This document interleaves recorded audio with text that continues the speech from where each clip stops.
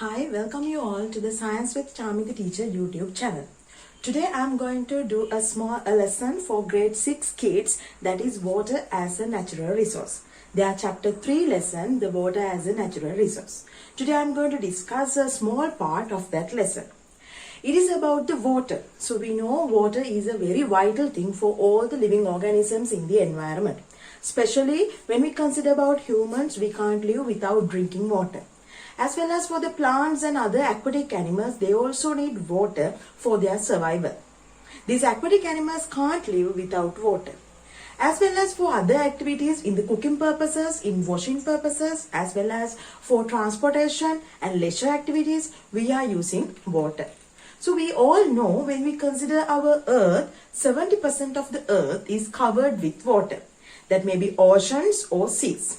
But only 0.01% is the consumable water in the whole world.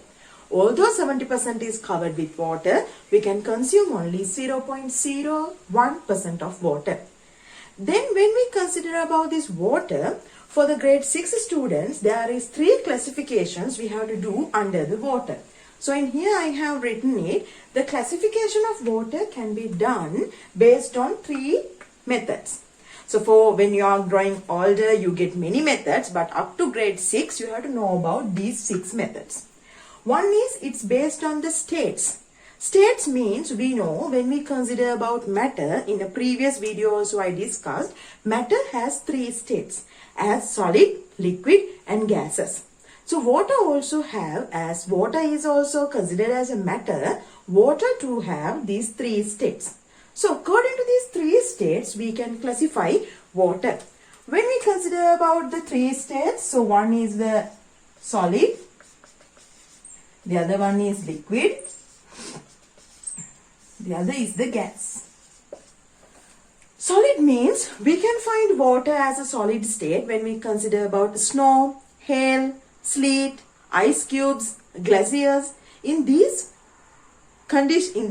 scenarios, we can see the water is available as in the solid state. So the solid state water is somewhat difficult for us to consume. When we consider about the liquid state, that is the most common and most available method in our earth. In rivers, sea, ocean, ponds, lakes and wells, so everywhere we can see water as in the liquid state. When we consider the gas state, in the gaseous state, that means the water is available as in the mist and as the water vapor and the steam. When we are boiling water, we see the steam is going out. So that is some sort of a gas form of the water. So these are the 3 criteria that we can see in water based on its states. According to solid, liquid and gases, we can divide the water. Examples for solids are the glaciers, ice, sleet, hail, these things. And for liquid, the examples are lakes, rivers, ocean, sea, ponds, wells. In the case of gas, we can find 2 as the water vapor, the other one is as the steam. As well as when we consider about the based on availability. Availability means the way how it is available for our human beings. Mainly there are 3 types according to the availability. The first one is the precipitation.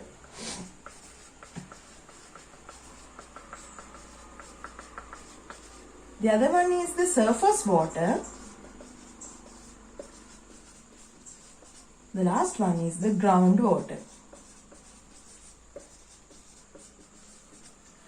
When we consider the precipitation, that means the way how this water is coming from the sky to the ground.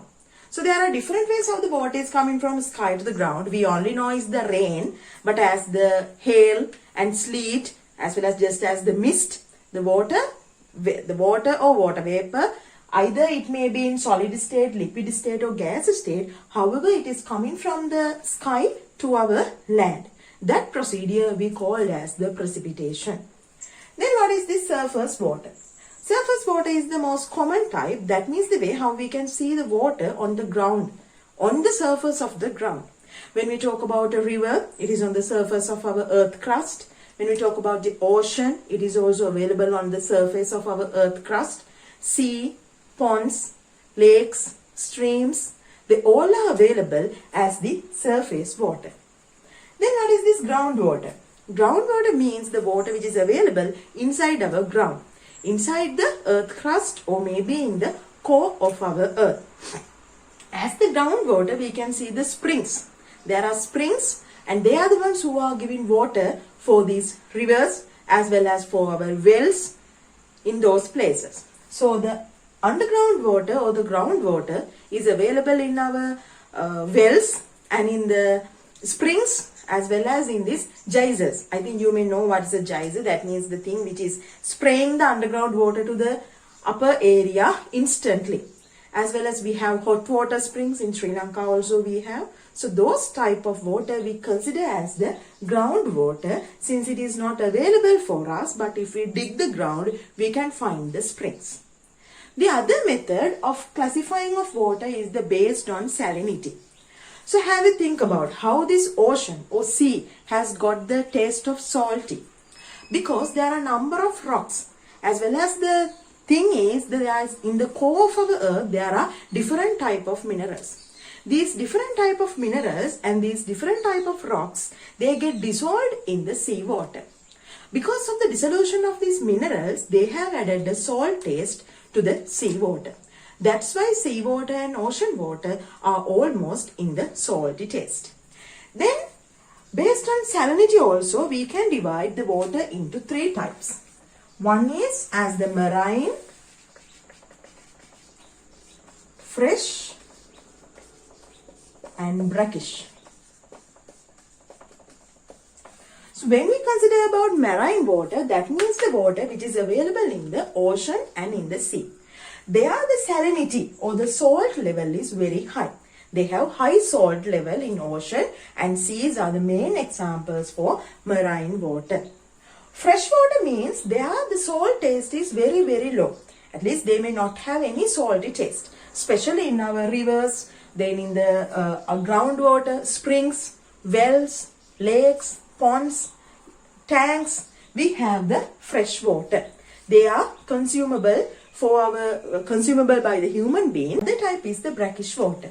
When we consider about the brackish water, they have the salt taste less than marine water but higher than the fresh water.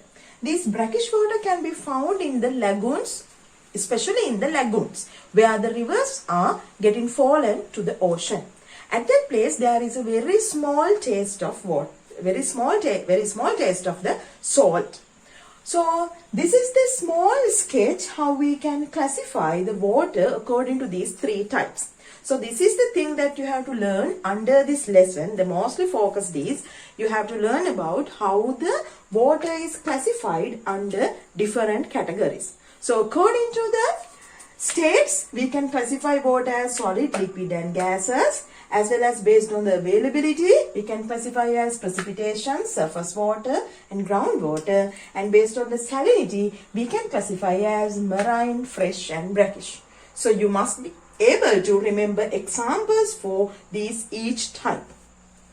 So water is a very valuable source. I told you only 0.01% is there for the consumption, and a huge amount of water pollution is happening in every country, as well as we are wasting water in our day-to-day life also.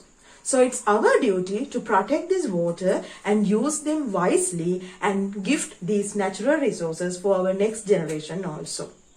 So from today we will stop from here, and once again you can meet with me with another video.